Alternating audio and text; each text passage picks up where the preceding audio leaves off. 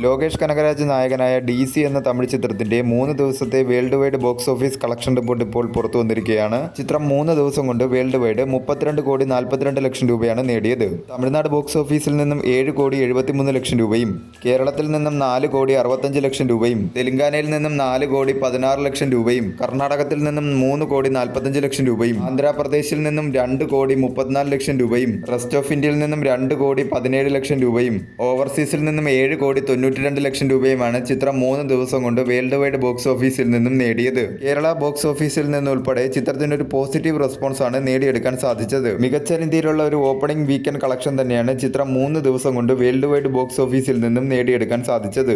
Language vice total ഡൊമസ്റ്റിക്കിൽ നിന്നും ചിത്രം 3 ദിവസം കൊണ്ട് നേടിയത് തമിഴ് ലാംഗ്വേജ് 16.07 കോടി രൂപയും, തെലുങ്കു ലാംഗ്വേജ് ഡബ്ഡ് വെർഷൻ 6 കോടി 65 ലക്ഷം രൂപയും, ഹിന്ദി ലാംഗ്വേജ് ഡബ്ഡ് വെർഷൻ 1 കോടി 78 ലക്ഷം രൂപയുമാണ് ചിത്രം 3 ദിവസം കൊണ്ട് ടോട്ടൽ ഡൊമസ്റ്റിക്കിൽ നിന്നും ലാംഗ്വേജ് വൈസ് നേടിയത്.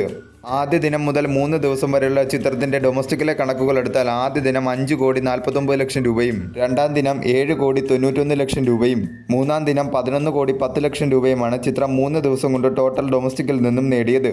മികച്ച രീതിയിലുള്ള ഒരു ബോക്സ് ഓഫീസ് മുന്നേറ്റം തന്നെയാണ് ചിത്രം എല്ലാ മേഖലയിലും കാഴ്ചവെച്ചുകൊണ്ടിരിക്കുന്നത്.